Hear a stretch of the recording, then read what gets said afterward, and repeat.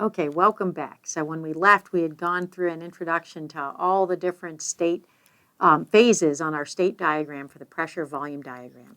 So I'm going to orient you again here. So we had the solids on the leftmost, we have liquids, and then as we move through the saturation dome or the vapor dome, we come out the other side and we have vapors or gases. Between the liquids and the vapors, we have the vapor dome where both phases are present. Between the solid and the liquid, we have the solid-liquid region where both phases are present.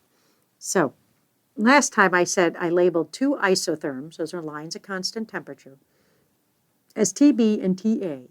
And our question to you was, which temperature is higher?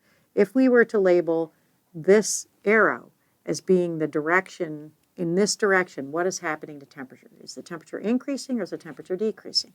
So you could use anything that works for you in terms of understanding these state diagrams is fine. But one thought process you might have gone through would be to say, okay, well, I'm going to sit at a fixed volume here.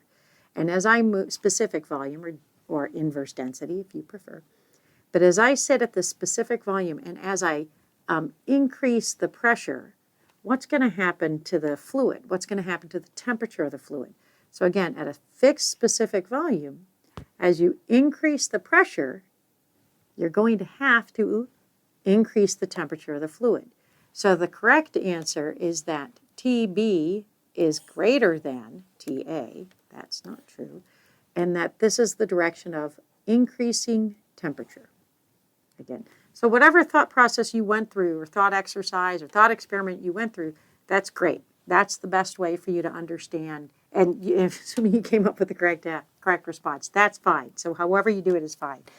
So what I wanted to do, make this just a little bit more complicated, this figure, is I wanted to add this, the triple line, which I did not have on there before. And the triple line here is where you have all three phases present, hence the name. Triple line, not triple line. All three phases present. And what's kind of a neat thing to just understand is that the drawing that I showed for you, where there's the solid-liquid region actually bumps to the left here, is for a fluid where it contracts unfreezing.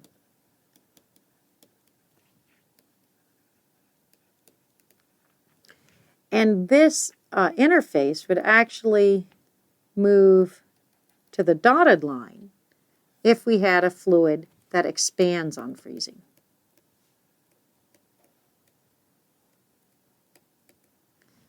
Now, in energy systems, we typically need to have fluids that move. So solids don't work so well for us, but they're really fun for lots of other systems that we might consider. So I'll say that in thermodynamics, our working fluids, the fluids that actually do the work in terms of power generation, are typically liquids and vapors. So we typically don't operate in this region. Okay, most of our fluids are up here on the upper right-hand quadrant, if you will, of the PV diagram. So this is kind of getting into detail that's fun, but not really necessary for a lot of what we do.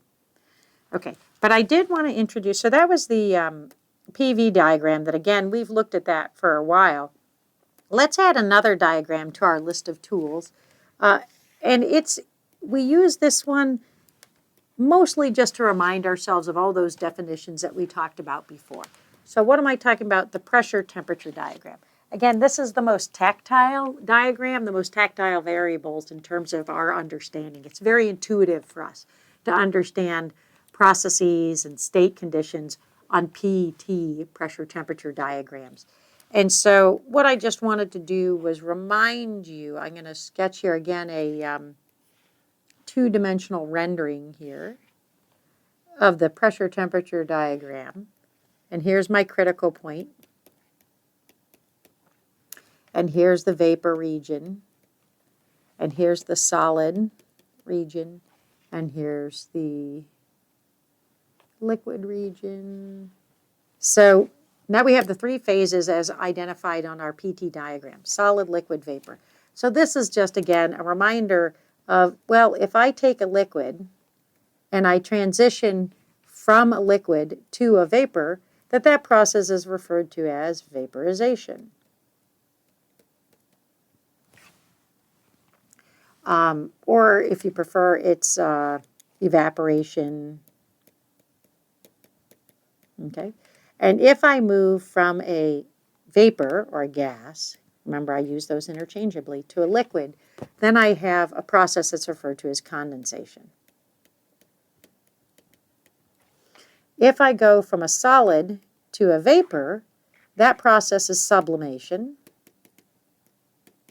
And the one that everybody's familiar with, or most everybody's familiar with, is when you take dry ice, which is carbon dioxide. And if you usually people use that for shipping things that need to be kept cold for a long period of time.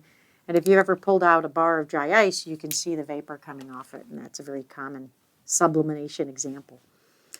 And of course, if you take a solid and change it into a liquid, you're melting it. You're not melting it, you're melting it. And that gives you, again, some orientation in terms of the PT diagram in terms of common phase changes. So those are all things that I would expect you to be familiar with. That if I told you, well, you have a vapor that's undergoing a condensation process, that you would know that explicitly is going to take you through the vapor dome. So start you outside the vapor dome and then put you back into the liquid region. Okay, or not back into, but put you into the liquid region. Okay, so now we have these great diagrams for our use, and again, they're really meant to give us a pictorial understanding of the states. So we can see that if I know pressure and volume, I should be able to uniquely define temperature. If I know temperature and pressure, I should be able to uniquely define specific volume. So we can move between these different variables, these different thermodynamic properties with ease. Okay, having said that, now I want you to say, okay, let's go back to that PV diagram, because we did a bunch of examples where we used PV diagrams, but there weren't any saturation domes or vapor domes on them, and we didn't look at isotherms and isobars and things like that.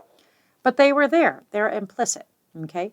So take our example that we considered earlier about how we had the two-step process where we were compressing and then expanding air, okay?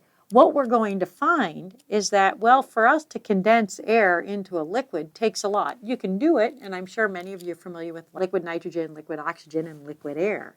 Okay, you have to really compress the heck out of it, and you have to drop the temperatures quite a bit. So they're typically cryogenic systems. So that means in that system that we considered before, here is our little example. We said we were going to, remember we did a polytropic compression process from 1 to 2, and then we did an expansion, constant pressure expansion process from 2 to 3. That vapor dome is on that figure. It's just way down here. Note not to scale. Okay? And, again, I'll try and use my different colors here to emphasize this. There were lines of constant temperature on there as well. Or we didn't draw them on there, I should say. But they would look something like this. Okay? So they would have curvature that would be different curvature than the, so these are my isotherms. And they would have different curvature than the polytropic process, okay? So just need to remember that these state diagrams are valid for every substance. Every substance can be defined. Every simple substance, so it's pure substance, can be defined in terms of the state diagrams. Cool. So we talked about isotherms and isobars already. I'm just going to flip. So I just wanted to emphasize again 2 more things. And I promise we'll get off the subject of these phase diagrams because they tend to be pretty dry. Oh, no pun intended. So let's go back to the PV diagram that we talked about before. And again, typically we only consider phase change between liquids and gases because we need to be able to have our fluids moving, and we don't move solids so well, although we can. And so we typically cheat, and we just put the saturation region as a simple dome. Okay, so this is my saturation region, and again, I'll label it as liquid, and here's my vapor, okay, and then we know my lines of constant temperature in the dome. The lines of constant temperature have to be straight lines, because again, we know that the pressure and temperature are dependent within the saturation region. So this is the saturation dome. Vapor dome, all sorts of names, saturation regions, vapor dome, et cetera, et cetera. So I told you before that if we have a saturated liquid or a saturated vapor, that uniquely defines the state, assuming we know one other independent intensive variable. So if I know temperature and I tell you it's a saturated vapor, and let's say it's this temperature TA or T1, we'll call it here, that defines, if it's a saturated vapor at T1, that uniquely defines the point shown on this graph. Okay? So now I want to introduce that term quality. Quality in thermodynamics has a very specific meaning, and it is in fact a thermodynamic property. In addition to, I hope you do high quality work. So quality is only defined within the saturation region.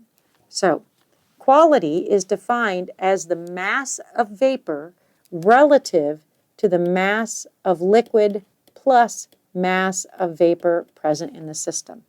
And it's given, I misspoke earlier, there is an X in thermodynamics, and that X is the quality. So the X is the variable notation that we use to define quality.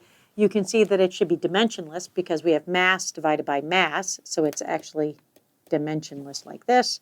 And you can see that it's a fraction where if you have a fully saturated vapor where all of your mixture, by mixture I mean phase mixture, is in the vapor phase, then your quality is equal to 1.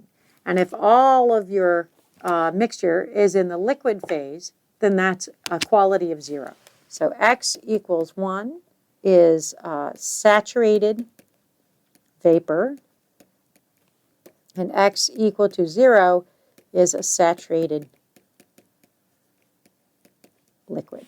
And so these lines, these isotherms, which are also isobars within the saturation region, are defining this line up to the critical point. That defines the line where the quality is equal to 0. That's the saturated liquid line. And then this line here on this side is the saturated vapor line, where X is equal to 1. Saturated liquid. Okay. So if I were to go at some arbitrary location between these two endpoints and say, okay, well, that's a quality of 30% or 0.3, you would, again, if you have the quality and the pressure or the quality and the temperature, you fully define the state. Okay, so again, we want to emphasize quality is only defined within that dome.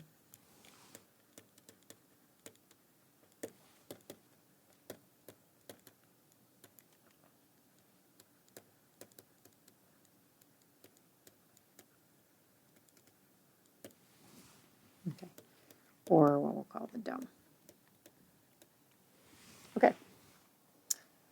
So again, we'll keep coming back to these examples of these phase diagrams and how to put states on and how to put our processes on them. But again, I want you to be thinking in terms of the phase diagrams, the units, the sign convention are all cumulative. They're all built and work together to help you understand the system and for you to be able to conduct your analysis accurately with good intuitive understanding. Sorry. I did want to close with one question for you, and that's a question of if you were to, what I want you to do is to sketch what constant pressure condensation looks like on this PV diagram, assuming you start with an unsaturated vapor and end with a condensed liquid. Okay, so lots of words, so I wanted to write that down so you can understand. And they're all meant to cue you to very specific places. So what you, again, draw on a PV diagram. Okay. Condensation from, and I'm going to use this as a teaching moment. This region here to the right of the saturation line, this is referred to as the superheated region. And that has a very specific meaning in that it's superheated to a temperature higher than the saturation temperature.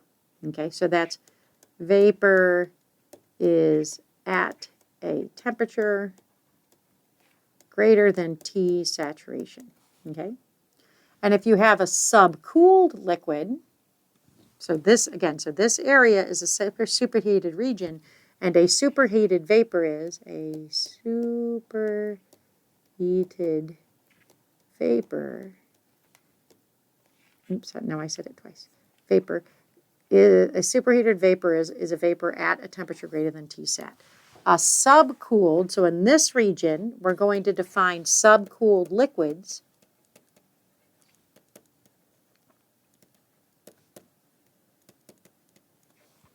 So that's the superheated vapor region. This is the subcooled liquid region. And a subcooled liquid is at a temperature cooler than the saturated liquid temperature. So it's at a temperature is at a temp lower than the saturation temperature of that pressure or that condition. So in other words, you have to be, for a subcooled liquid, you're essentially to the left of the saturated liquid line. For a superheated vapor, you're to the right of the saturated vapor line. Okay, that's a 1. I hope that looks like a 1. Okay, so again, let's get back to our question. Draw on a PV diagram. So first of all, always practice good habits. So draw your PV diagram, label the axis, put the dome on there, and write and put on there your isotherms. Okay, few examples. Typically, I like 3 isotherms. Okay, so draw your PV diagram, put the dome on your diagram, put the 3 isotherms on your diagram, understand which temperature is higher than the other. So again, these are lines of increasing temperature here. And on that diagram, I want you to draw condensation from a superheated vapor to a subcooled liquid. Okay, so your superheated vapor is state 1, your subcooled liquid is state 2. Sketch that on your PV diagram, and we'll talk about that next time. Thank you.